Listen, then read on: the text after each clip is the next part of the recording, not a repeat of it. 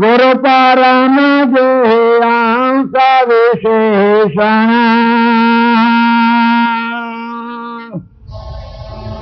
शरीर सृष्टि धरि आए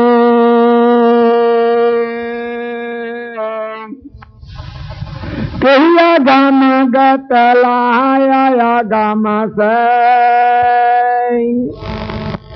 कृतान्यावलखवावे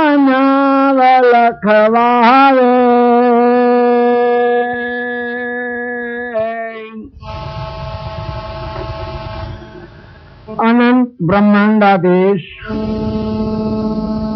सकर्ता सत्कैवलना महाद सजान जान स्वरूप ने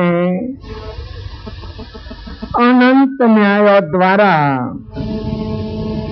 प्रत्यक्ष प्रमाण से प्रतिपादन करावी अपनार परम श्रेष्ठ परम विशेष विश्वना तारणहार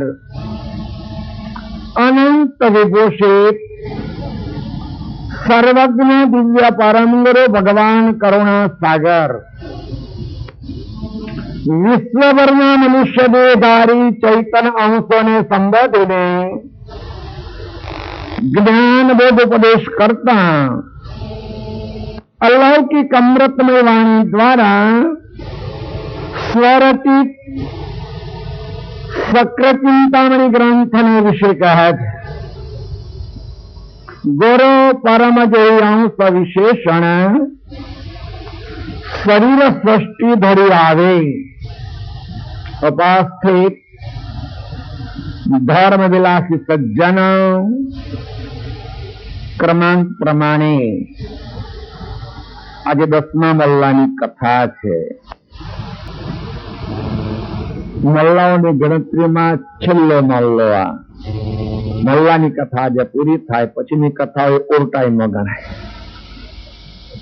સજ્જનો મહલ્લાનું નામ રામનાથ ગેલા પણ કહેવામાં આવે છે ને પાદર મલ્લો પણ કહેવામાં આવે છે. કથાનો વિષય સક્રત ચિંતામણી ગ્રંથનો સારાંશ.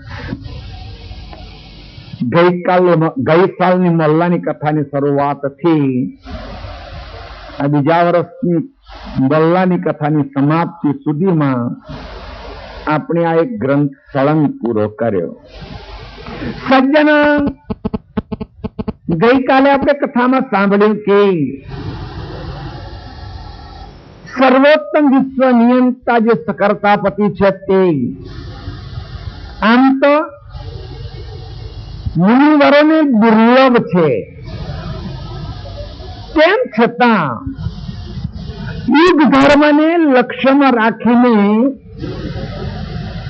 ભગવાન કરુણા સાગરની પરમ કૃપાથી આપણે સલાઈથી પ્રાપ્ત કરી શકીએ એમ છીએ. વિચારીએ તો સતયુગમાં જે સત્યવાદીઓ લાખો વર્ષ સત્યનું પાલન કરવા છતાં જે પદને મેળવી શક્યા નથી, ત્રેતા યુગમાં મહાન તપને આદરનાર હજારો વર્ષ તપ કરવા છતાં એ પદની પ્રાપ્તિ થઈ નથી. સજ્જના સાહિત્યમાં એક દાખલો છે કે ત્રેતા યુગમાં લોમસ નામના એક ઋષિ થયા. લોમસ ભગવાન કરુણા સાગરે ગ્રંથોમાં પણ એ વાત દોહરાવી છે. એમ કહેવાય છે કે તપસ્વી લોમસ ઋષિએ કેટલો સમય તપ કરેલું. લખ્યું છે કે 432 યુગ એમણે તપ કરેલું. વર્ષની 432 યુગ એમણે તપ કરેલું. જ્યારે શ્રી રામને વનવાસ મળ્યો ત્યારે વનમાં વિચરતા વિચરતા શ્રી રામ લોમસના દર્શને ગયેલા. શ્રી રામને અયોધ્યા કરતા વનવાસમાં વધારે આનંદ હતો. કેમ? અસંખ્ય ઋષિઓનો સમાગમ થાય, સત્સંગ થાય અને વનનું વિચરણ બહુ જ નિર્મળ હોય છે. વસ્તીની હવા બહુ સુંદર હોતી નથી, કલુષિત હોય છે, જ્યારે જંગલનું વાતાવરણ બહુ સુંદર હોય છે. શ્રી રામ જ્યારે લોમસના દર્શને ગયા ત્યારે એમને ભાવના થઈ કે ઋષિના ચરણમાં કઈક ભેટ મૂકું. એમણે પોતાની પાસે એક વીંટી અંગૂઠી હતી, એ લોમસની આગળ મૂકવાનો પ્રયત્ન કર્યો. लोमस क्या छे, अरे बच्चा वो तुंबड़ी में डाल, इधर क्यों रखते हैं? આજ્ઞા થઈ એટલે વીંટી પેલી તુંબડીમાં નાખી. પૂર્વકાળના ઋષિઓ જલપાત્રમાં માટે તુંબડી રાખતા હતા. એટલું જ નહીં, આપણા પ્રાતઃ સ્મરણીય મહાન તપસ્વી પણ સ્ટીલનું કમંડર નહોતા રાખતા. કદાચ એમણે ઈચ્છા કરી હોત એ વખતના જ ઉમરાના પરમ ભક્તો ચાંદીનું કમંડર લઈ આપત, પણ ના, મહાન વૈરાગી હતા. લંગોટી સિવાય કોઈ વસ્ત્ર નહીં. કોની તપસ્વીની વાત કરું છું? આપણા રઘુરામજીની વાત કરું છું. લંગોટી સિવાય કોઈ વસ્ત્ર નહીં. સજ્જનો વિચાર તો કરો, શિયાળાની કડકડતી ઠંડીમાં શું અમને ઠંડી નહીં લાગતી હોય? ના ના, તપસ્વીના તાપ આગળ ઠંડી આગી ફરતી હશે કદાચ. પગમાં ખડાવ સિવાય કોઈ બીજું પહેરવાનું નહીં, કોઈ બૂટ ચંપલ નહીં પહેરવાના, લાકડાની ખડાવ જ પહેરતા. આજે પણ આપણી પાસે પૂજામાં છે જ, એમની પહેરેલી. અને તુંબડી સિવાય કોઈ જલપાત્ર માટે સાધન નહીં રાખવાનું. આ તો નજીકની વાત છે. જયારે હું લોમસની વાત તો ત્રેતાયુગની વાત કરું છું, ત્યાર પછી તો વચ્ચેમાં 2 યુગ વીતી ગયા. લોમસે શ્રીરામને કહ્યું કે ચા તુંબડીમાં ડાલ. શ્રીરામે પેલી વીંટી તુંબડીમાં નાખી. તુંબડીની અંદર નાખી તો જાણે બીજી વીંટીઓમાં હોય એવો અવાજ આવ્યો. કોઈ પણ જાતિની વસ્તુ આપણે કદાચ નાખીએ, જે નીચે બીજી વસ્તુ હોય તો રણકાર જુદો આવે. શ્રીરામને કુતૂહલ થયું, કઈ બીજી વીંટીઓ છે? હું તો એમ માનતો હતો કે આવા તપસ્વીને મારા જેવા જ પહેલી ભેટ આપી હશે, પણ બીજા કોઈ વીંટીઓ નાખી ગયા છે. શ્રીરામ કહે છે, મુનિવર બીજી વીંટીઓ છે. लोमस कहते છે, बच्चा तेरी है, सब कुछ तेरी वींटी है. महाराज, હું અયોધ્યામાં પ્રગટ થઈને પહેલા જ તમારા દર્શન કરું છું. તમારી વીંટી અહીં આવી ક્યાંથી? सुन, तू जितनी दफे जन्म लेके आया, इतनी देर मेरा दर्शन को आया, इतनी देर तूने मिट्टी डाली, ये तेरी है सब है. जितनी मिट्टी है इतना दफे तू आया, तब से मैं यही बैठा हूं. રામે કાઢીને ગણી જોઈ તો 108 થઈ. હવે 4 યુગ જાય તારે એક રામા અવતાર થાય. તો 108 વીંટી નીકળી એટલે રામે વિચાર્યું કે 432 યુગ વીતી ગયા. પ્રભુ, આટલો બધો લાંબો કાળથી તમે બેઠા છો, જાડતર જ છો, અને આટલો લાંબો કાળ તમે તપ કર્યું, તો કોઈ સારો આશ્રમ કેમ નથી બાંધતા? लोमस कहते, बच्चा इतना दिन जिंदा रहना है तो आश्रम बनाऊं. विचार करो, 432 युग जीव्या तो कितना दिन जिंदा रहना है तो आश्रम बनाऊं. અને આપણને કલ की खबर नहीं है, અને સામાન 7 જન્મ કા. આપણા માટે શું છે? કાલની ખબર છે, અને સામાન કેટલો ભેગો કરીએ? સામાન 7 જન્મ કા ભેગા કરીએ આપણે. સજ્જન, એ લોમસ ને ભજનમાં આનંદ આવે ને ભજન જ કરતા હતા. આ ત્રેતાયુગની વાત છે.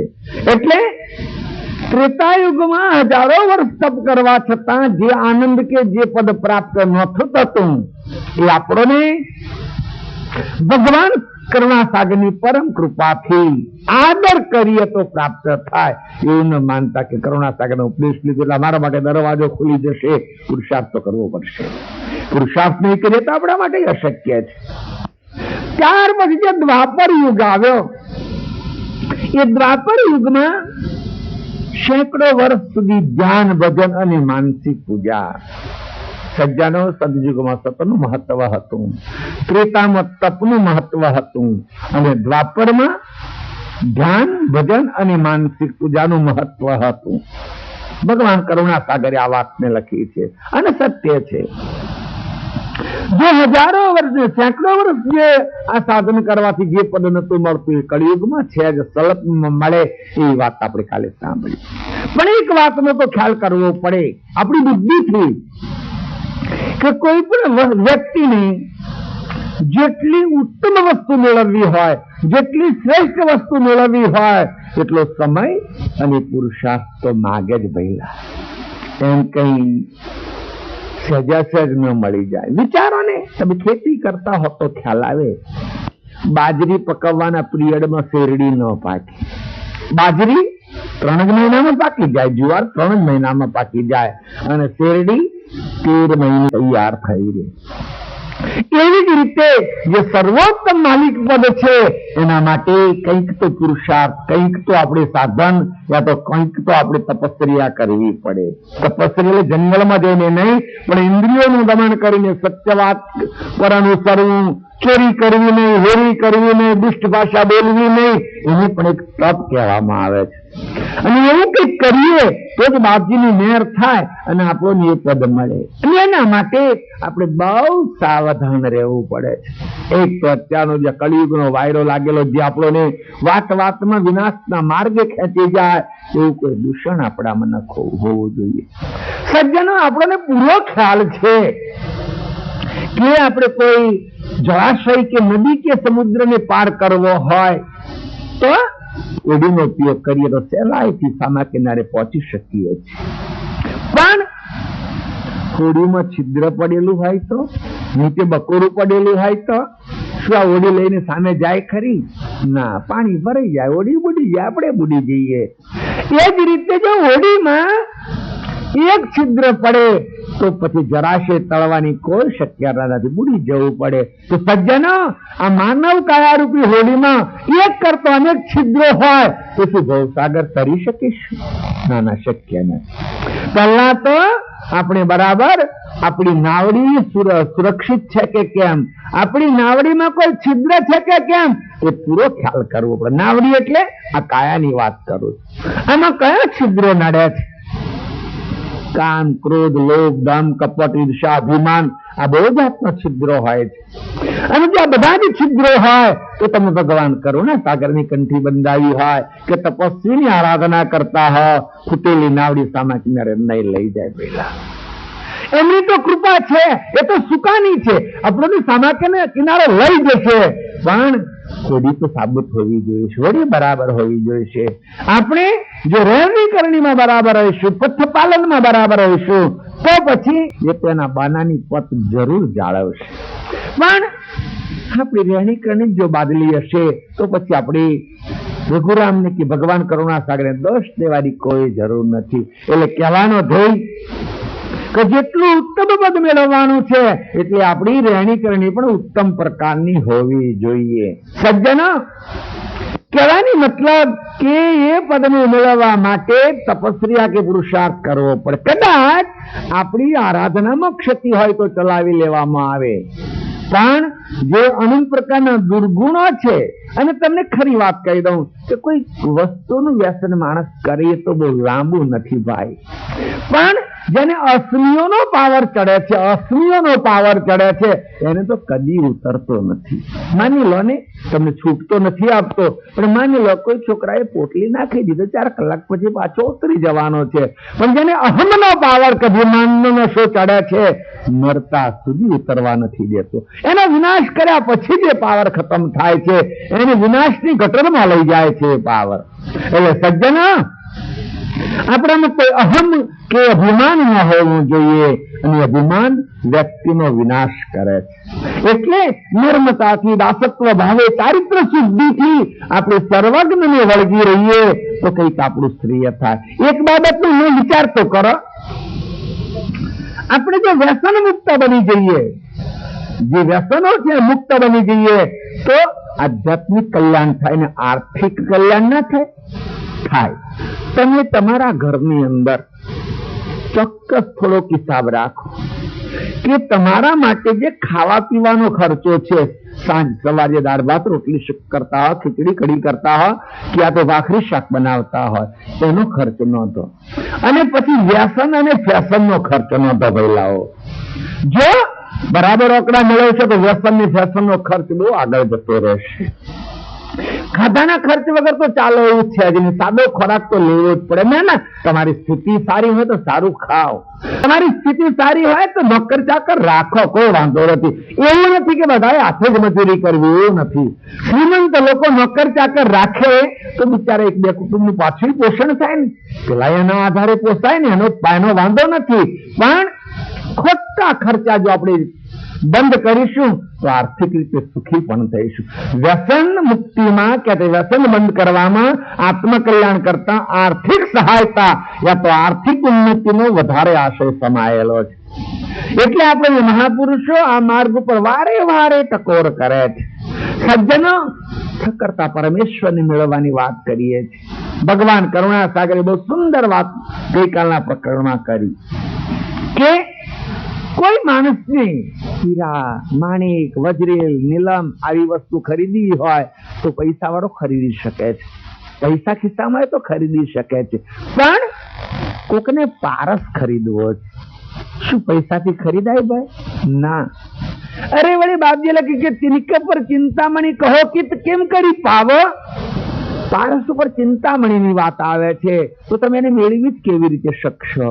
સજ્જન, બાપજીનો સિદ્ધાંત શું બેસાડ્યો છે કે માણસ પોતાના શરીર ઉપર અંકુશ રાખીને કોઈ સાધના કરે અને સાધના કરીને ઇન્દ્રિયો, અંતસ્કરણ અને ગુણ ઉપર કાબુ મેળવે તો એને કઈ ચમત્કારી શક્તિ આવે છે. એનામાં એ વચન સિદ્ધિ મેળવી શકે, એ કદાચ બીજાના મનની વાત જાણી શકે, એ કઈક વચન ઉચ્ચારો તો એનું સાચું પડે, આવું શક્ય છે બાપજીના ન્યાય પ્રમાણે. કેમ?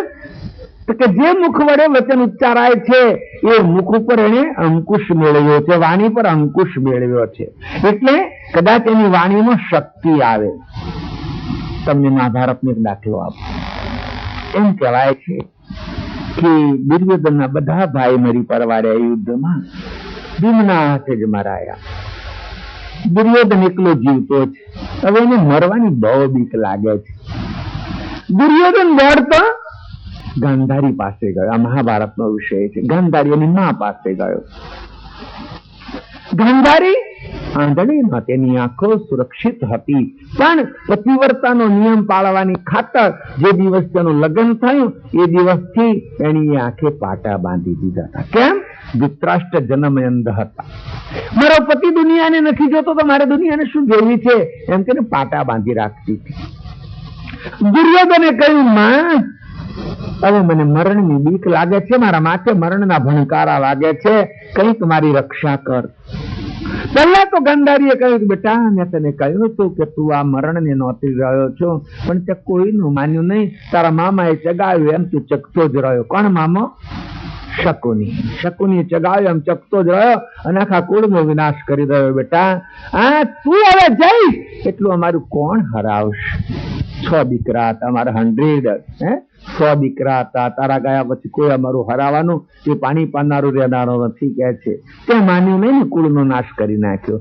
માં જેવો છું તેવો, પણ મને હવે કઈક મારી રક્ષા કર. કે કરું બેટા, ઉપાય કરું કે તું એક કામ કર ને. કે શું? કાલે સવારે બ્રહ્મ મુહૂર્તમાં, પ્રાતઃ કાળના બ્રહ્મ મુહૂર્તમાં તું બિલકુલ નગ્ન થઈને મારી પાસે આવજે. બિલકુલ નગ્ન થઈને આવજે કે છે. હું તને વજ્રનો બનાવી દઈશ અને તું વજ્રનો બની જઈશ એટલે તને કોઈ મારી શકશે નહીં. દેવની ગદાનો તને કશોય ઘા નહીં થાય. દુર્યોધને વિચાર્યું કે માની આજ્ઞા છે તેમ કરી નાખીએ. બીજા દિવસે સવારે વહેલા ઉઠીને બિલકુલ નવસ્ત્રો થઈને દુર્યોધન માની આજ્ઞા પ્રમાણે મા પાસે જવા જાય છે. કૃષ્ણએ વિચાર્યું ડોશી દાટવાડશે, હવે અમારા યુદ્ધનો વિજય જે નજીક છે આવવા નહીં દે કે છે, જો બની જશે તો. કૃષ્ણએ એક વયોવૃદ્ધ માળીનું રૂપ લીધું. માળી આ ફૂલોનો ધંધો કરે ને, એનો એના હાથમાં ચાબડી છે, ફૂલ ભરેલા છે, અને એક હાથમાં લાકડી છે ને વાંકો વાંકો આ માળી. એટલે કૃષ્ણ પેલા દુર્યોધનના માર્ગમાં સામે જાય છે. દુર્યોધનને થોડીક તો મર્યાદાની શરમ આવે ને. દુર્યોધન છત્રપતિ રાજા હતો. ભારતની અંદર દુર્યોધન પછી શિવાજી છત્રપતિ થયા, બીજો કોઈ છત્રપતિ થયો નથી. એટલે કે છત્રપતિ રાજા હતો દુર્યોધન. અને વળી આવું મારી માં આગળ બિલકુલ નવસ્ત્રા જવું એટલે થોડીક શોભ તો ખરી, શરમ તો ખરી. પેલા માળીને આમથી તેમ ચુકાઈને જવા ખાતર આમ તેમ ગયો, પણ માળી આમ જવા દે એમ નતો, સામે જ ફટકાયો. કે છે કોણ? મહારાજા દુર્યોધન લાગો છો? માળી કે છે ઓળખી ગયા તમે? કે હા. અરે ભલા કેમ? તદ્દન વસ્ત્ર તમે ક્યાં જાઓ છો? માએ મને આ હાલતમાં બોલાયો છે. અરે ગાંડા થઈ ગયા? કેમ? ના ના, તરમાની ગોદમાં વસ્ત્રા જ નાખતા હતા ને, હવે તમે છત્રપતિ કહેવાઓ છો. આ રીતે ન જવાય. માની આજ્ઞા છે કે તું વસ્ત્ર ન પહેરી લાવજે. કઈ નઈ ભઈલા, વસ્ત્ર ના કહ્યું હોય તો વસ્ત્ર ના પહેરશો. હું તમને ફૂલનો સરસ જાંઘિયો બનાવી આપું, ફૂલનો જાંઘિયો પહેરી લો ને, એમાં ક્યાં વસ્ત્ર આવે છે? દુર્યોધનને ખબર નથી કે આ કોણ છે. તે જાણે કે અમારા કુળનો માળી છે ને, માળી વૃદ્ધ છે એટલે સાચી સલાહ આપે છે. તરત જ છાબડીમાંથી આપ્યો. અહીં કૃષ્ણને ક્યાં વળી વિધિ કરીને બનાવવાનો હતો, એટલે ફૂલનો જાંઘિયો પહેરી દીધો. દુર્યોધન ગયો પછી ગાંધારી પાસે. માં આવ્યો. બ્રહ્મ મુહૂર્ત છે, સવારનો વહેલો સૂર્યોદય પહેલાનો ટાઈમ છે. ગાંધારી કે છે બેટા કોઈ વસ્ત્ર તો નથી પહેરી લાયો ને? ના માં, કોઈ વસ્ત્ર નથી પહેરી. ગાંધારીએ જે દિવસથી પાટા બાંધ્યા હતા એ દિવસથી આજે પાટો ખુલ્લો કર્યો, આંખ આજે ખુલ્લી કરી. એની આંખમાં એટલી તાકાત હતી. ગાંધારીની ઘણા લાંબા વર્ષોની વાત કરીએ. ભગવાન કરુણા સાગરની આજ્ઞાથી, એટલે આજ્ઞા તો સાચી તો નહીં, પણ પેલા ઈર્ષારુને સંતોષવા કહ્યું કે રઘુરામની આંખે પાટા બાંધી દે. બાંધ્યા હતા ને, પણ જયારે પાટા છોડ્યા ત્યારે જાણે કેસરી સિંહની આંખ હોય એવી આંખ રઘુરામની ખીલી ને પેલો પાટા બાંધવા વાળે ધોતી પલાડી નાખી હતી પેશાબથી. આ તો બનેલો ઈર્ષો આપણા નજીકનો છે, આપણા ઇષ્ટ માટે. પેલી ગાંધારીનો પાટો ખુલ્યો અને એના શિખાથી જ્યોતિ જ્યોતિ નીચે આવે છે. દ્રષ્ટિ ટચ થાય એનું શરીર વજ્રનું બને છે. અને જયારે કમરથી નીચે આ ગાંધારીની દ્રષ્ટિ આવી એટલે ગાંધારીએ મોઢું ફેરવી લીધું, મોઢું બતાવી નાખ્યું. કેમ બા, શું થયું? તું આ શું પહેરીને આવ્યો છો બેટા? કે ફૂલનો જાંઘિયો છે, ફૂલની અંદરવેલ છે. કે તને મેં ના કહ્યું તું ને? ના, વસ્ત્ર પહેરવાનું ના કહ્યું તું, પણ તું આ કેમ પહેરી લાયો? માં, હું તો નવસ્ત્રો જ આવતો હતો, રસ્તામાં આપણા વયોવૃદ્ધ માળી મળ્યા અને એમને સલાહ આપી એટલે આ એક ફૂલનો જાંઘિયો પહેરીને આવ્યો છું. તરત જ ગાંધારી કહે છે બેટા એ માળી નહીં હોય પણ વનમાળી હશે. માળી નહીં હોય, વનમાળી હશે. કૃષ્ણ હશે. તું ધ્યાન રાખજે એ જેટલો ભાગ તારા અંગનો આ ફૂલના જાંઘિયાથી ઢંકાયેલો છે એટલાનો ખ્યાલ રાખજે. બાકીની જગ્યા ઉપર ભીમ એ હજારો મણની ગદા ગમે એટલી વખત મારશે પણ તને કશું જ નહીં થાય. ખરેખર સજ્જનો, જો દુર્યોધનનું મરણ થયું હોય તો જે જગ્યાએ જાંઘિયો હતો એ જાંઘ ઉપર જ ગદા મારીને એનું મરણ ભીમે કર્યું હતું. મારો કહેવાનો ધ્યેય કે જયારે દ્રષ્ટિ નિરોધ, ગાંધારીએ દ્રષ્ટિ નિરોધ કર્યો તો પછી કેટલી તાકાત આવી. એ જ રીતે આપણે જો આપણી દ્રષ્ટિનો નિરોધ કરીએ તો આંખે પાટા ના બાંધી દેશો, અથડાઈ મરશો. પાટાની વાત નથી કરતો, પણ ન જોવાની વસ્તુ સામે નજર નાખવી જ નહીં. આપણા શાસ્ત્ર શું કે છે જાણો છો? વ્યક્તિને શાસ્ત્રો એક બોધ આપે છે કે દ્રષ્ટિપુતમ સ્વેદ પાતમ વસ્ત્રપુતમ જલન પીવે. તમે ચાલો ત્યારે તમારા પગ સામે દ્રષ્ટિ રાખીને ચાલો. આમ તેમ લોકોના ઘરોમાં નજર નાખતા નાખતા ચાલશો નહીં. દ્રષ્ટિપુતમ સ્વેદ પાતમ, તમે પગના સામે દ્રષ્ટિ રાખીને ચાલો. અને વસ્ત્રપુતમ જલન પીવે, પાણી ગાળ્યા વગર કદી પીશો નહીં. પછી તમે એમ કહો છો કે ભેષણ ગાયો કઈ ગારો છે? કઈ ભેષ ગાય ખરો છે? આપણે વિજ્ઞાન ના માએ આ તો જરૂરી જ છે કે પાણી ગાળીને પીવું અને વાણી બે વિચારીને ઉચ્ચારવી, ગમે તેમ જેટલું બધું આવડે એટલું બોલવું નહીં. જે રીતે કોઈ પણ ઇન્દ્રિયનો સંયમ કરવામાં આવે એમાં તાકાત આવે, એમાં શક્તિ આવે છે. ઘણીક વખત આપણો નિયમ થાય કે ये रघुराम महाराज કઈક અમને આશીર્વાદ આપો ને, અરે એમને શુક્ર વાત કરીએ. કોઈ જીવતી વ્યક્તિ હોય, કોઈ સંત સાધુ હોય તો લોકો કહે છે મહારાજ અમને આશીર્વાદ આપો ને, અમને આશીર્વાદ આપો ને. સજ્જનો આશીર્વાદ ફરે ખરા? ના, વાત સાચી છે, ખોટી નથી. જેના મુખથી સદા હરિનું સ્મરણ વિકરતું હોય, જેના મુખની વાણી કદાચ ફરે, પણ જે આખો દાડો કૂતરીની પર ભસ ભસ ભસ કરતી હોય એની વાણી ફરે ખરી ગઈ? ના, એની ન ફરે. પણ જેના મુખથી સદાય પ્રભુ સ્મરણ વિકરતું હોય, હરિનામ સિવાય બીજો ઉચ્ચાર ન કરતો હોય, જલ્દી આશીર્વાદ તો ન આપે, પણ આપે તો ફળીભૂત થાય, કશું કહેવાય નહીં. કેમ? મુખ ઉપર કાબુ છે કે પ્રભુ સ્મરણ સિવાય બીજી બાદલી વાતો બોલવી નહીં, એટલે એને આશીર્વાદ ફરે. એ રીતે કહે છે જે ઇન્દ્રિયનું દમન કરવામાં આવે તો વચન સિદ્ધિ પ્રાપ્ત થાય. કદાચ એની દ્રષ્ટિમાં તાકાત આવે, એના વિચારોના સંકલ્પમાં તાકાત આવે. ભગવાન કરુણા સાગર કહે છે કે અંતઃકરણ ઇન્દ્રિયોને ગુણ પર કાબુ મેળવે તો આવી કઈ રતન જેવી વસ્તુ મેળવી શકે. જેમ પેલા પૈસાથી હીરા માણેકને રતન મળે ને, એમાં ઇન્દ્રિયોના દમનથી માણસ આ સાધ્ય કરી શકે છે. બાપજી આગળ એક વાત લખી કે પણ પારસ મેળવવો હોય તો મુશ્કેલ છે. એટલે કરુણા સાગરે પારસની ઉપમા કોને આપી? આપને પારસની ઉપમા આપી છે. અંગમાં આપણને જે ચૈતન્ય છે એ પારસ છે, અને ખરેખર પારસ છે એનું તમને પ્રમાણ બતાવું.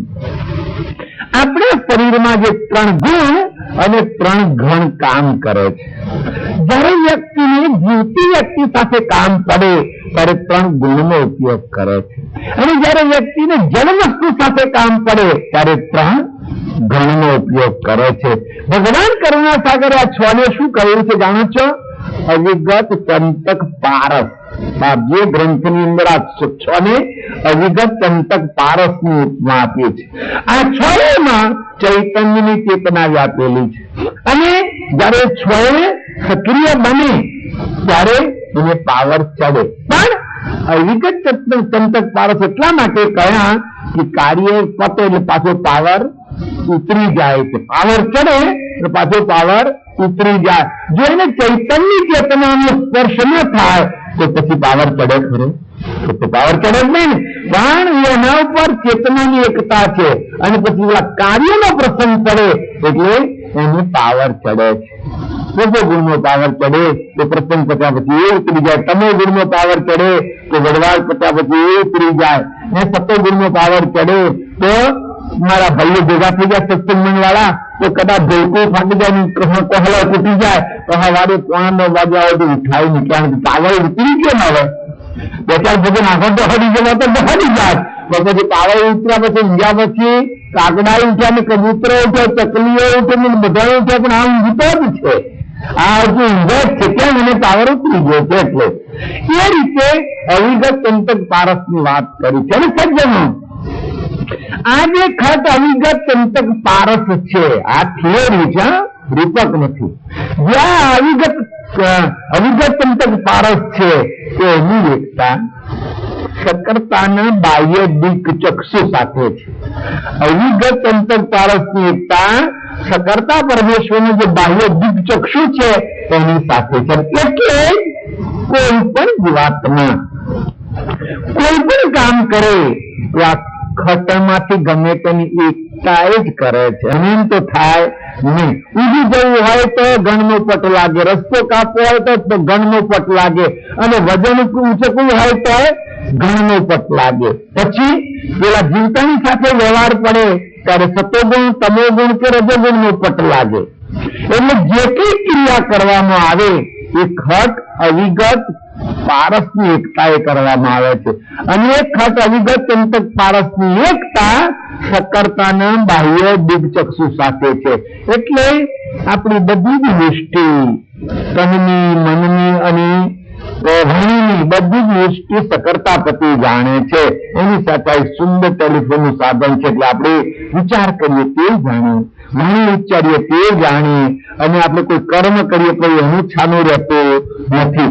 એવા જે સકર્તાપતિ છે એ ચિંતામણી બરાબર છે, આપણું આપ છે પારસ બરાબર છે. બાપજી કે છે તમે આ જો પારસ પદ મુશ્કેલ છે તો ચિંતામણી કેવી રીતે પ્રાપ્ત કરી શકશો?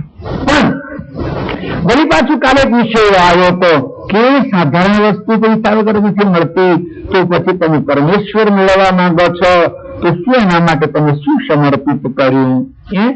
મુસલમાનો શું કે છે? કુરબાની કે છે. કુરબાનીમાં શું થાય? સમર્પિત કરવું. આપણે ભેટ કહીએ છીએ, આપણે શું કહીએ છીએ? ભગવાનને ભેટ આપી એને કુરબાની કે છે. સમર્પિત ભાવની આ વાત આવે છે. એટલે દયાળુ કે છે કે ગુરુ શરણ તન મનની અર્પણ कीना नहीं जरूरी तो सकल के कारण करता पावन अति बड़ दूरी. बापजी કહે છે કે તમે આ રીતે તૈયાર નહીં થાવ તો વિશ્વના તમને મળી શકે નહીં. હવે આજનો વિષય છે શું કે છે? ગુરુ પરમ જે અંશ વિશેષણ. કાલે છેલ્લે આવ્યો કે ગુરુને તન્મન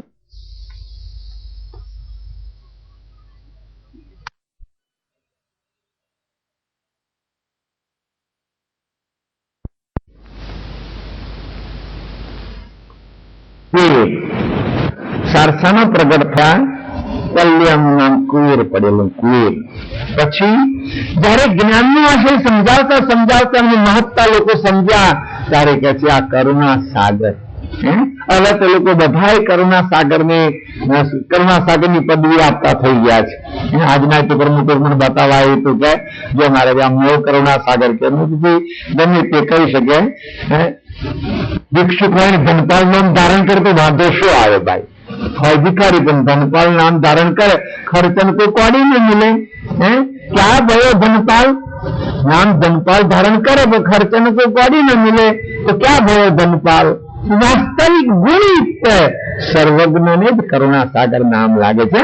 ગુણયુક્ત ની વાત કરું છું. આ 5 નામ એમાં જરા તમે ધ્યાન રાખો તો સ્વામી ને કરુણા સાગર એ 2 નામ બાપજીની જે આકૃતિ હતી એને લાગે. અચરજ સાગર માં ખુલાસો છે કરુણા સાગર તન ગુરુ પરમ કી.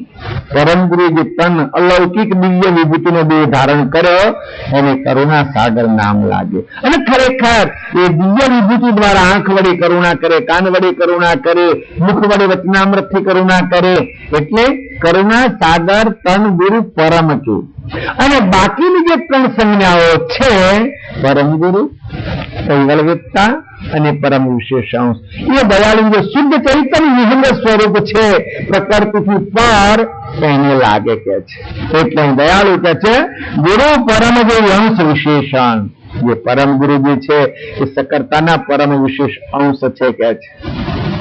શરીર સૃષ્ટિ ભરી આવે આ વિશ્વની અંદર દિવ્ય દેહ ધારણ કરીને આવ્યા. લખ્યું છે અગાધ બોધ હંસ વર્ણન કાંડમાં લખ્યું છે. જયારે સકર્તાએ વિચાર્યું કે સૃષ્ટિની અંદર લોકોમાં ધર્મ ભાવના છે પણ ધણીને ઓળખતા નથી. લખ્યું પરમ સિદ્ધાંતમાં ચોપાઈ છે કે જબ નિજપતિ કરુણામય દયાવંત બલહેર अपने ही सुधारे में बैठे હું પુરુષ કુવેર કેમ મોકલ્યા? તો કે જીવો પર દયા કરીને ખરા ઘરનો સંદેશો કહેવા માટે સકર્તાપતિએ પોતાના હજુરી પાટીને વિશ્વાસુ એમને મોકલ્યા કે છે. પઠાય હું પુરુષ કુવેર એટલે દયાળુએ દિવ્ય દેહ ધારણ કરીને. હવે અમે લખ્યું પાછું કે જે આ દેહ બનાવ્યો, જે પિંજર બનાવ્યું એ કોઈ બીજી જગ્યાએ વપરાયેલી વિભૂતિ નથી. અવ્યક્ત વિભૂતિ. વિભૂતિ કે નહીં સુર શેષા નહીં બ્રહ્મા વિષ્ણુ ને માહેશા. પ્રકૃતિ કે વિભૂતિના 2 પ્રકાર લખ્યા છે. શું? એક અવ્યક્ત અને બીજી વ્યક્ત. વ્યક્ત વિભૂતિ બધામાં વપરાયેલી છે જેને પ્રકૃતિ જૈન પદાર્થ કહેવામાં આવે છે. અને જે અવ્યક્ત છે અછૂત છે. એટલે એમનામાં કોઈ અવિદ્યા કે અજ્ઞાન ન દાખલ થાય. અને એનું તમને પ્રત્યક્ષ પ્રમાણ બતાવું. ભગવાન કરુણા સાગર ને પ્રગટ થયા 225-26 જે ગણાતો થયા બરાબર. આપણે એમના જીવન વૃત્તાંત ને વિચારીએ, ગાઢ બોધ કે વિજ્ઞાન સક્રતમણીના ન્યાય વિચારીએ તો ભગવાન કરુણા સાગરે સારસામાં પ્રગટ થઈને 7 વર્ષની ઉંમરે વિજ્ઞાન સક્રતમણી ગ્રંથની રચના કરી. બૈલાઓ એટલો વિચાર કરશો, આજથી 225 વર્ષ પહેલા 7 વર્ષનો છોકરો ચડ્ડી પહેરતો હશે? ના ના. હું સુરત જિલ્લાના રાણીપુર વિસ્તારમાં ફરતો હતો ને ત્યારે 15 વર્ષના શંકાદીપો એમ જ પોણી દોરતા જોતો હતો. આપણે દોરે શું કરવા દોરતા, શું કરતા મને ખબર નહીં, પણ 15 વર્ષ કશું કરેલું ના હોય. તો આ તો 225 વર્ષ પહેલાની વાત છે. 7 વર્ષની ઉંમરે વર્ષ પંચદેવ સકલ વિચેત અને ભયમ બાબજો લખ્યું છે અને વિજ્ઞાન સક્રતમણી દીપ છપ્પા ગ્રંથની રચના કરેલી.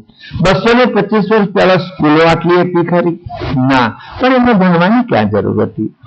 અને એના પહેલાની વાત આપણે વિચારીએ. શ્રી રામ ઋષિ આશ્રમમાં ભણવા ગયા હતા. શ્રી કૃષ્ણ સંદીપની ઋષિના આશ્રમમાં ભણવા ગયા હતા. ભણ્યા તારા પાઠ વાંચેલો ને, આ નાનપણાની પીર તને સાંભળે રે, આપણે પાઠ ભણતા હતા. શ્રી કૃષ્ણ બળદેવ અને સુદામા દૂર દૂર લાકડા લેવા મોકલેલા, બરાબર ને? ખૂબ વરસાદ, મુશળધાર વરસાદ પડેલો અને જેટલું કષ્ટ પડ્યું બધું એમાં આવે છે. આપણે ભણતા કવિતામાં હતું. એ ઋષિઆશ્રમમાં ભણવા ગયેલા. જયારે ભગવાન કરુણા સાગર કોઈ સ્કૂલમાં ગયા નથી. અને કેટલી વિધિના કથા, કેટલું જ્ઞાન આ ગુરુમુખી ભાષામાં એ વખતે કદાચ ઇન્ડિયામાં કદાચ મોટા મોટા લોકોની એબીસીડી નહીં આવડતી ત્યારે એમણે ઇંગ્લિશ શબ્દનો ઉપયોગ કર્યો છે. હવે તમે મંગલાચરણ બોલ્યા, અતિ ગુડ. આ ગુડ શબ્દ કયો છે? ગુજરાતી છે. ગુડ શબ્દ આવ્યો છે મંગલાચરણમાં. ગુડ શબ્દ ઇંગ્લિશ જ છે ને. એ રીતે ફારસી ભાષાના શબ્દો છે, કુરાનના શબ્દો છે, ઇંગ્લિશના શબ્દો છે, સંસ્કૃતના શબ્દો છે. મોટા ભાગની ભાષા ખડી ભાષા એટલે માતૃભાષા વધારે છે. પણ દયાળુ સર્વજ્ઞ છે, પ્રમાણ છે. એટલે કહેવાની મતલબ કે ગ્રંથો રચે છે. બીજું, અહીંયા આવ્યા પછી ક્યાંથી કોને ક્યાં મળ્યા, તે રાજાનું શું નામ હતું, એની રાણીનું શું નામ હતું, એના પ્રધાનનું શું નામ હતું, એના કુંવરનું શું નામ હતું, બધી વાત આપણે બધા આગલા દીપોને આવીને વાત કરીને કહેશો તમે ગયા જન્મમાં તમારી ધનિયાણીનું શું નામ હતું, કહેશો તમે? કહી શકીએ આપણે? ના. ક્યાં?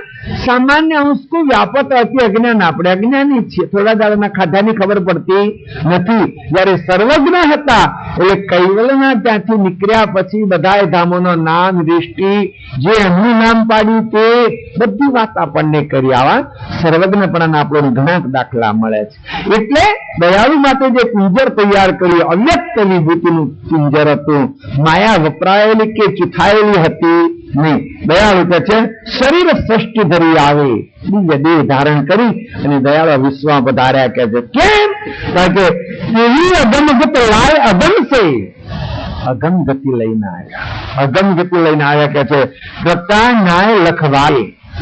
કેમ? એમના અહીંયા આવીને એક જ કામ કરવાનું હતું, જગતના જીવોને ન્યાયયુક્ત સકર્તાપતિનું પ્રતિપાદન કરાવી આપવાનું હતું. સજ્જનો, ભગવાન કરુણા સાગર આ વિશ્વમાં પધાર્યા એ પેલા મહાપુરુષો તો આવ્યા છે ને. વેદની પરંપરા ચાલતી હતી, શાસ્ત્રોની પરંપરા ચાલતી હતી, આગળ કેટલા બધા મહાપુરુષો આવી ગયા. તો ભગવાન કરુણા સાગર શું વિશેષ લાવ્યા? સમજાવું. ભગવાન કરુણા સાગરની 3 વાત વિશેષ છે. આપણી બુદ્ધિથી આપણે ન્યાયયુક્ત પ્રમાણયુક્ત સમજાય એવી છે. તમે વેદ વાંચો, શાસ્ત્રો વાંચો, પુરાણો વાંચો, ગમે તે વાંચો, પણ આ 3 વસ્તુનો નિચોડ તમને નહીં મળે. કઈ 3 વાત?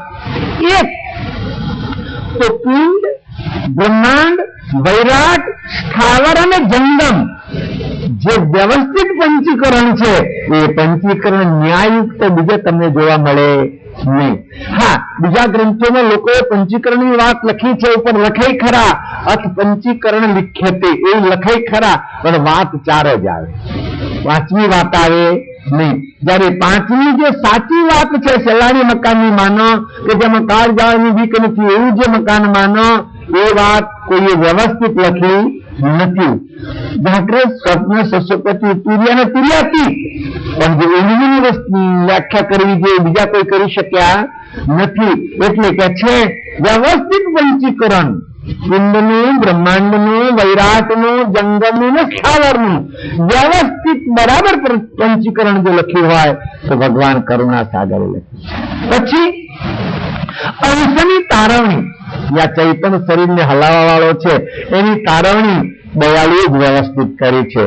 કોઈ કઈ માને છે, કોઈ કઈ માને છે, કોઈ કઈ માને છે, પણ ન્યાયયુક્ત અંશ કેવો છે ને ક્યાં છે એ આપણને પુનઃ પૂરો ખ્યાલ એમણે આપ્યો છે. અને ત્રીજી વિશેષતા, આ વિશ્વનો જે રચયિતા છે એની ન્યાય સહિત દયાળુએ ઓળખાયો છે. નહીં તો એમના પહેલા જે બીજા સાહિત્યો છે એ બે રસ્તાએ આવતા હતા. કોઈ સગુણમાં માને અને કોઈ નિર્ગુણમાં માને, કોઈ મૂર્તિમાં માને અને કોઈ વ્યાપક બ્રહ્મમાં માને. ભગવાન કરુણાસાગર છે આ બંને વિશ્વના રચયિતા નથી. સગુણ છે એ કર્તાનું કૃત છે અને નિર્ગુણ છે અકૃત બ્રહ્મ છે. વેદાંત અને વેદની જે વ્યાખ્યા છે એ અકૃત બ્રહ્મની વ્યાખ્યા છે. જ્યારે આ બંને ઉપર વિશ્વનો નાથ કે છે મહાદ જાણ સ્વરૂપે છે. એટલે અત્યાર સુધી જે કોઈને ગમ નહીં પડેલી એવી ગમ લઈને બાપજી આ દિવ્ય તન દ્વારા અહીંયા આવ્યા કહે છે. શું કે છે?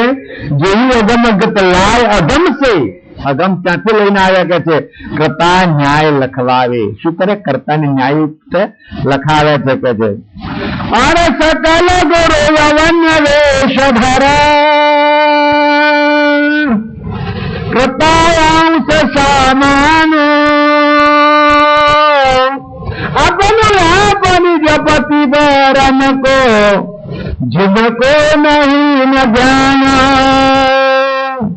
दयालु કહે છે આ વ્યક્તિ સિવાય બીજા જે ગુરુઓ છે ત્યારે હંમેશા દરેકને છે ગુરુ થવું જલ્દી ગમે છે, શિષ્ય થવું ગમતું દરેકને મોટા થવું ગમે છે. ઠીક છે એ વાત તો, પણ દયાળુ કહે છે કે और सकल गुरु अवन वेशधारी गुरुओं છે જ્યાં દુનિયામાં પોતાને ગુરુ બનાવે છે કે બતાય કે છે કે કરતા અંશ સામાન્ય. કોણ છે?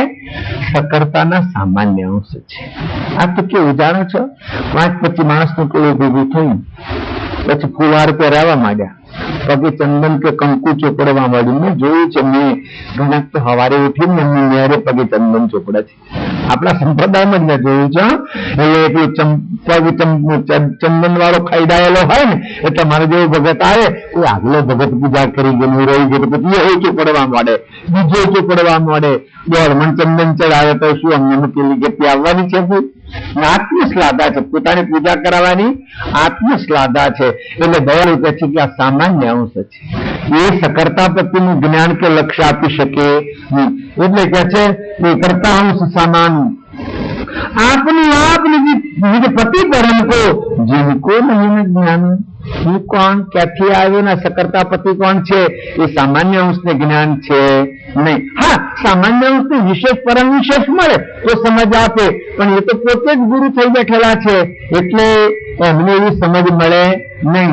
એમની વૃત્તિ પેલામાં ને પેલામાં હોય. તમને દાખલો કોઈ વખત સાંભળ્યો હશે કે છે કોઈ જગ્યાએ એક સંત રહે અને વેદાંતના ને સાંખ્યના ને થોડાક શાસ્ત્રોના સારા અભ્યાસી, લોકોનો ઉપદેશ સરસ કરે, લોકોને જ્ઞાન આપે, થોડુંક કથા પ્રવચન પણ સરસ કરે.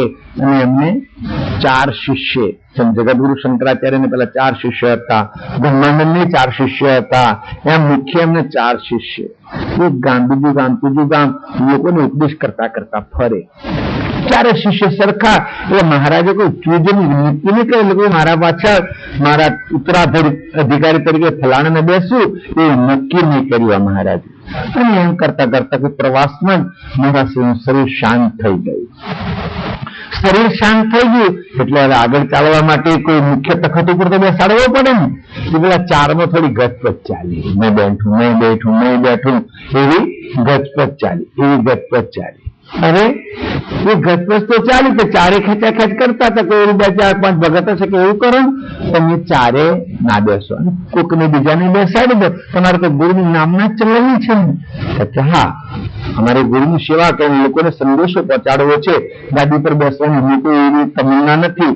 તો તમે એવું કરો, અહીંથી 4 જણા નીકળો કે શિવનો જે કઈ સામે મળે ને બેસાડી દેજો કહે છે કે સારું. આ લોકો નિર્ણય કરે એમ પ્રમાણે પેલા 2-4 ગામના સાથે છે અને 4 સંતો જોડે છે અને એમ આગળ જવા નીકળ્યા હતા. એક ખેતર 4ના રબારી હોમો મળે, જુવાન બરાબર તગડો દેખાવડો બધું જ ખરું, ભણેલો કશું નહીં, એ સામે મળે. પેલા કહે છે કે આને હા એને એમાં શું વાંધો કે છે કે તમારે જ્ઞાન કથા તો તમારે કરવાની છે, તમારી જે સીટ ખાલી છે એના પર જ બેહાડવાનો છે ને. એટલે કહે છે તારે સાધુ થયું છે કે ના પણ તને મહારાજ બનાવવાનો છે, તને ગાદીઓ બેહાડી દેવાનો છે સીધો જ. તો આવું કે છે. અને તો પછી આ સંતની જગ્યાએ રાજ્યાભિષેક એનો તો કર્યો, જો તમારે બોલવાનું નહીં. પેલા બિચારા જ્ઞાની ચેલા વિચારે છે કે બોલશે તો પોત પ્રકાશી જશે, એટલે બોલવાનું નહીં કે મૌન બેસી રહેવાનું ગાદી પર, કશું બોલવાનું નહીં. અમે લોકોનો ઉપદેશ અમે કરી લઈશું અને એમાં તમારું માધ્યમ વધશે. કેમ કે શિષ્યો આટલું બધું જ્ઞાન જાણે છે તો ચેલામાં કેટલું હશે એ માધ્યમ તો વધે ને. ફરતા ફરતા જાઓ ગાદી પર બેસાડી મળે મહારાજ ચૂપચાપ બેસીને આંખો બંધ કરીને અને ચેલાઓ કથા કરે. લોકોનો એવો ભાવ જાગે કે શિષ્યો જે નીચે બેસે છે એમનું બધું જ્ઞાન છે તો મહારાજ કેટલા જ્ઞાની હશે, મહારાજ કેટલા જ્ઞાની છે તો શિષ્યો જાણે છે પણ મર્યાદાના પડદા નીચે ઢોકી મૂક્યું છે.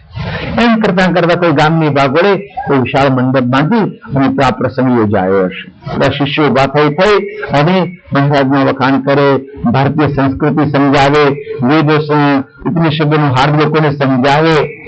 લોકોને કુતૂહલ તો ખરું કે મહારાજ કેમ કશું બોલતા નથી, કેમ સિદ્ધ છે કે છે ના મહારાજ ખાસ ઉચ્ચાર કરતા નથી, પેલા શિષ્યો માત્ર વધારે છે.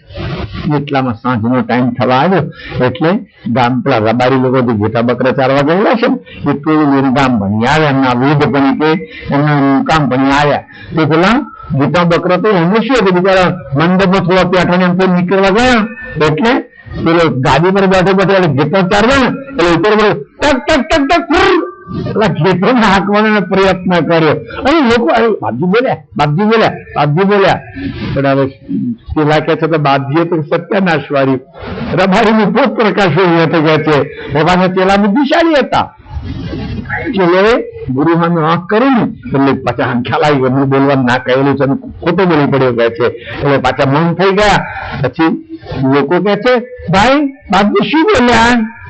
અરે બાપજી તમારું કલ્યાણ થઈ જાય એવું બોલ્યા કે છે. પણ શું હતો? અરે અમને કહ્યું તક જાય ચલતી જવાનું કે શોધે છે કે ફેરવી તોડી આખું બોલાય ફેરવી જોડી કે કલ્યાણની તક જાય છે તો ફૂરડી જ શકે છે કે સાચી વાત છે ભાઈ. આપણા જ ગામમાં બાપજી બોલ્યા એટલે બહુ સારી વાત છે. આપણે કેવા છે તક છે ચેતી જવાનું તો ફૂરડી જશે તો ઉડી તો જવાની જ છે. એ કહેવાની મતલબ આવા વેશધારી ગુરુ શું કલ્યાણ કરે ભાઈ? જેની અંતર જેની કની સારી ના હોય, જેની ઈષ્ટ પર પૂરી શ્રદ્ધા ના હોય, એ કદાચ પોલિટિક્સ થી લોકોને આડાવડા સમજાવે તો ખરો પણ હાર દાપી શકે એટલે દયાળુ કે છે કરતા હોશ સામાન આપની જે પતિ પરંતુ જીનકુ નહીં જ્ઞાની. આપનું આપણે પતિ પરનું અમને જ્ઞાન છે નહીં કે છે કે જ્ઞાનના તો પંચ તત્વના સરખા સકલ દેવને બહારું તંત જય સહિત સમેલડ અડકઈ કોણ દેહુન મે. બાપજી કહે છે કે ગતિ બરાબર ન હોય તો પછી જ્ઞાન ન હોય અને માણસની મહત્તા જ્ઞાનથી છે. હવે સજ્જનો જ્ઞાન કોને કહેવાય તમે જાણો છો? ઘણું બધું જાણવું એ જ્ઞાન નથી પણ એ પ્રમાણે એનું આચરણ હોવું એને જ્ઞાન કહેવાય. અને એટલા માટે ભગવાન કરુણા સાગરે ઉપદેશકોના બે પ્રકાર પાડ્યા છે, કથાકારોના બે પ્રકાર પાડ્યા છે. એકને સંત કયા છે અને બીજાને પંડિત કયા છે. ઉપદેશકોમાંથી આ બે ભાગ પાડ્યા. કેમ કે જે જીવનમાં વળીને બીજાને કે આચરણમાં મૂકી લે તે એને સંત કહેવાય. પોતે કશું આચરણમાં ન મૂકે બીજાને ઉપદેશ કરે એને શું કહેવાય? પંડિત. અને જો આચરણમાં ન હોય તો વાદ્યવરી કંઈક થોડી કડક ભાષામાં કહે છે પંડિત હોય તો પશુ સરીપા વેદ પડંતા વછવા. આવું લખ્યું ને એ પંડિત હોય તો પશુ સરીકા કે છે. વેદ પડંતા વછવા વેદનું પઠન ભલે કરે પણ આચરણમાં ન હોય તો કામમાં આવે. એટલે દયાળુ કે છે કે જ્ઞાન વિના તો પંચ તત્વ તને સરખા સકલ જેવો નથી. જ્ઞાન નથી તો પાંચ તત્વનું શરીર તો તમારે માનવાનું, સંતોને માનવાનું, ગુરુ માનો છો અને બધાને સરખા જ છે કે છે કે પંચ તત્વ તને સરખા સકલ જેવો નથી. બહારો પંચ જેવી સહિત સમય વડે અદકે કુલ તેનું નમી. બસ જેવા આપણે ખાઈએ ખાયા તે બધી રત્ન એમનામાં છે. વિશેષતા જ્ઞાનથી છે, ગતિથી છે કે છે. પુલી બસમાં જેવી છાપ તિલક સોઈ જગત ભિન્ન કહાય. તેહી સકલ ઉપલે ઉપચાર ને ઠગપણ ઠાઠ બનાવે. બાપજી વળી એક બીજી વિશેષતા બતાવે. શું કે છે કે પુલી ભસ્મ જેવી છાપ તિલક કે શરીરે રાખોડી ચોરી દેવી, કપાળમાં મોટું ટીલું કરી દેવું. એ તો કે છે ઠગાવ ઠાઠ બનાવે. ના બનાવી શકે? ઠગાવ બનાવી શકે ને? લોકોને કહેવા માટે કે રોટલી મેળવવા માટે કે કોઈ કહ્યું છે કે ટીલામાં 3 ગુણ, ટીલામાં 3 ગુણ, નહીં વારો નહીં વેટ, બાવો બાવો સૌ કોઈ કરે ને સુખે ભરે પેટ. બરાબર ને? બધા મહારાજ બાબજી કરે અને આગળ મોટો પણ પેટ ભરાય કે ના ભરાય. અને દુનિયા કેટલી ગાંડી છે જુઓ તો ખરા.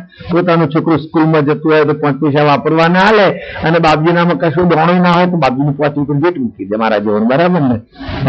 આ દુનિયા કેટલી અંધશ્રદ્ધાળુ છે. આપો વ્યક્તિ વ્યવસ્થિત જઈને આપો વાંધો નહીં, પણ સજ્જનો દયાળુ કે છે આ જે ઉપલબ્ધ છે એ તો ઠગો બતાવી શકે કે છે, એને ઠગો કરી શકે. જો ખરેખર તમારે વિચારવું કે આ જે સાંગ છે સાચો છે કે ઠગ વિદ્યા છે, એની જો તમારે ખબર કરવી હોય તો જયારે કસોટી આવે ને ત્યારે ખબર પડે. એ ગામમાં કોઈ સંત ગયેલા અને ખરેખર આજીવિકા માટે નીકળેલા, બહુ જબરો ઠાઠમાટ ચલાવે.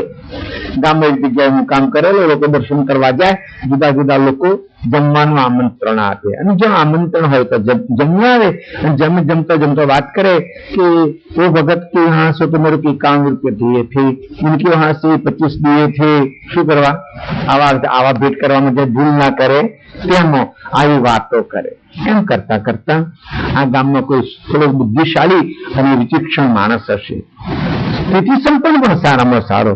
એને થયું કે મહારાજ ખરેખર અંતરના વૈરાગી છે કે ખાલી લોકોને છેતરવાદ માટે તો આ બધું ભસ્મ અને ટીલા બધા નથી કરતા. આગલે દાડે જઈને આમંત્રણ આપતા આવ્યો, બાપજી કાલે મારે ત્યાં ભોજન જરૂર મેં તેરે ત્યાં આऊंगा. લોકોએ જાણી કે મહારાજ એ તો બહુ જ્ઞાની છે, અરે આપણે બહુ શ્રીમંત છે, પૈસાદાર છે અને તમે બેઠો સારામાં સારી કરશે, પૈસા છે પણ બેઠો કરશે કે છે કે બહુ અચ્છા કે છે, કોઈ વાત નહીં. એ દિવસ મહારાજ વાળા ઉઠ્યા, જોઈએ એટલી રાખોડી લગાવી દીધી અને પછી શરીર પર 12 તિલક કર્યા. 12 કપાળમાં કરીને, અહીં કરીને, છાતીએ કરીને 12 તિલક કર્યા. 12 તિલક કપાળમાં કર્યા.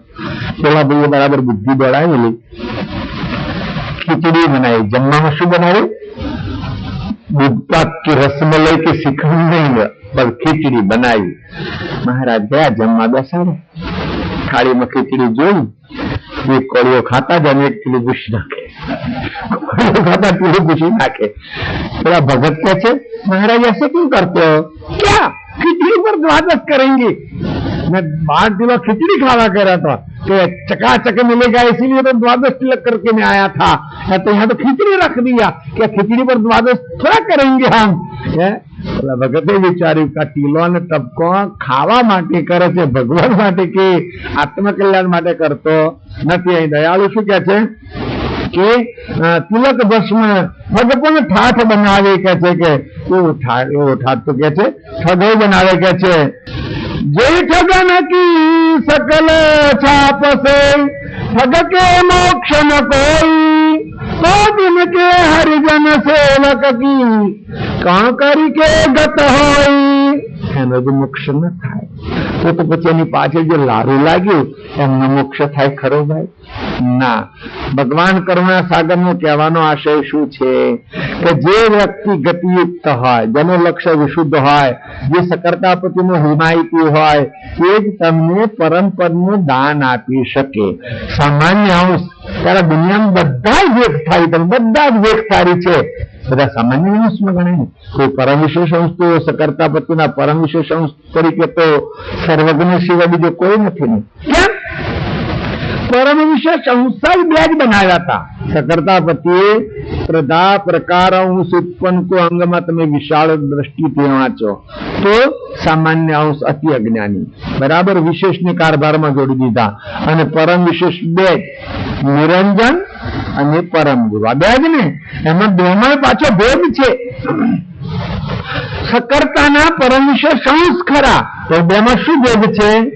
નિરંજન બાહ્ય વૃત્તિના પરમ વિશેષ છે અને દયાળુ સર્વજ્ઞ પરમ ગુરુ આંતરિક વૃત્તિના પરમ વિશેષ અંશ છે. કેમ? કે નિરંજન બાહ્ય વૃત્તિના પરમ વિશેષ અંશ છે. એ સૃષ્ટિની ઉત્પત્તિમાં એમણે જયારે જોડાયા પછી એમનામાં વિસર્જન પણ આવ્યું. વિસર્જન પણ આવ્યું ને કે પેદા કરનાર કોણ હશે, આ જગતની રચના કોણે કરી હશે, એ વિસર્જન પણ આવ્યું.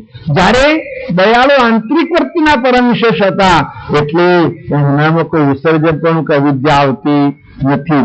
એટલે આ સકર્તાની પાસે રહેનારા એક પરમ વિશેષ છે અને એ દિવ્ય દેહ ધારણ કરીને આવીને આપણે ન્યાયયુક્ત આપણી પાસે કરણી કરાવીને આપણને વિશુદ્ધ બનાવીને આપણને આદર કરાવીને અવિનાશી પદની પ્રાપ્તિ કરાવે. બચ્ચા તેરા કલ્યાણ હો જાયગા એવા આશીર્વાદથી કરાવતા નથી. તો આપણે પછી કેવી રીતે એમના શરણાગત થઈએ? જો ખરેખર આપણે એમના સાચા દિલથી શરણાગત થઈએ અને જો એમની આજ્ઞાઓનું પૂરું પાલન કરીએ તો જરૂર એ આપણી અનેક ક્ષતિઓ અને અનેક અપરાધ દૂર કરે. એ વિશે આપણે આવતીકાલે કહીશું. શ્રીમદ કરુણા સાગર स्वराज कोई कैवल करता की जय, कृष्ण साम्राज की जय, करुणा सागर भगवान की नरवेश सागर की महान तपस्वी की परमहंस की विष्णुदास की शांतिदास की शंकरदास की सारे संतन की सारे देवन की गुरुदादी शास्त्री की सारे पंत की कैवल भान की तथा समाप्तिकाले कैवल साहु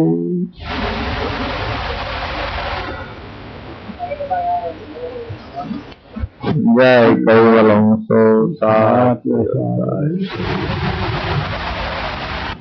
महान तपस्वी रघुराम महाराज के परम पूज्य वंदनीय पूज्यपाद संत शिरोमणि श्री अभिकरदास जी महाराज की कैवल सदगुरु तो सतगुरु चरण नमो परम गुरु लागू पाए विचरवाणी आप जे मारी भुजियाए जसता गुरु पद पंकज पूजता चौद लोक पूजा शिव विरंती पारदा गुरु पद जसदा करुणा सागर तुम सागरो और जग मारिया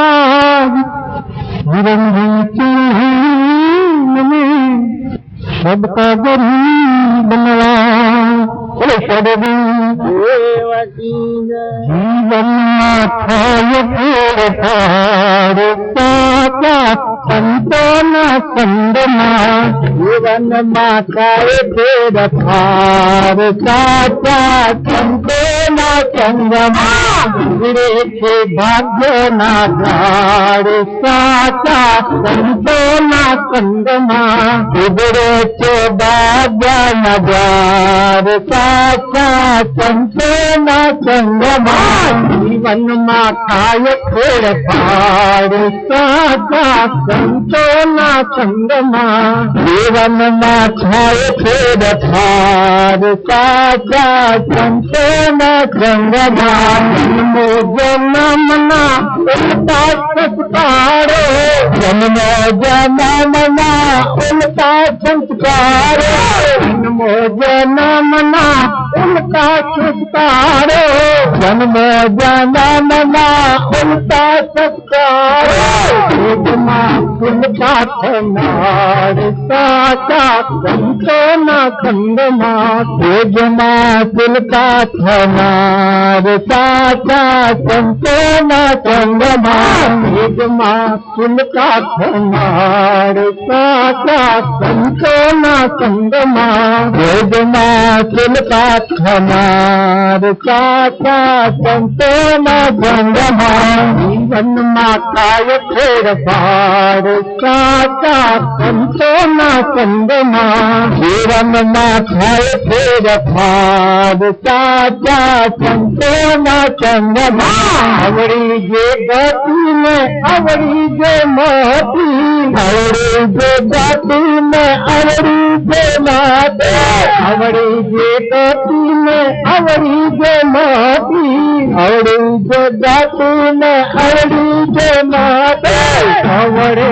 रसवर नार साचा संतो न कंदमा अवरे रसवर नार साचा संतो न कंदमा जीवन माताय फेरफार साचा संतो न कंदमा जीवन माताय फेरफार साचा संतो न कंदमा रे के भाग्य नभार साचा संतो न कंदमा रे के भाग्य नभार साचा संतो न कंदमा हरती नो पानो पलकावी नाथे हरती नो पानो पलकावी नाथे हरती नो पानो पलकावी नाथे हरती नो पानो पलकावी नाथे मता आवे तार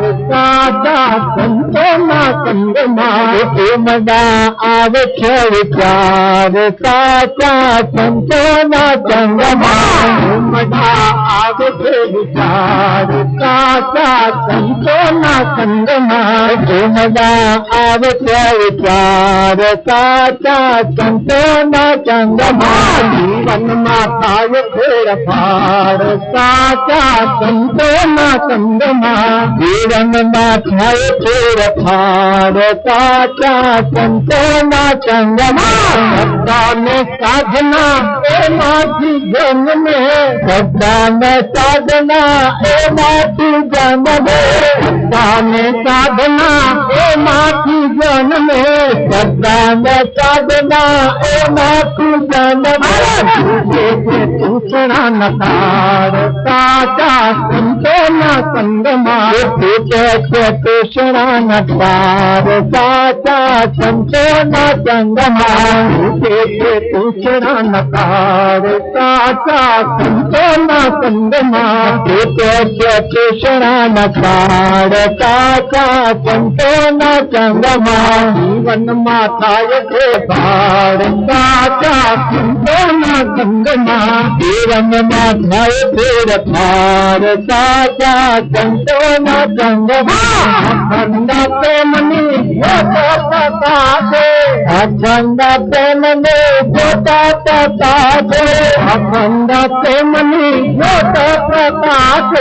अखंड प्रेमनी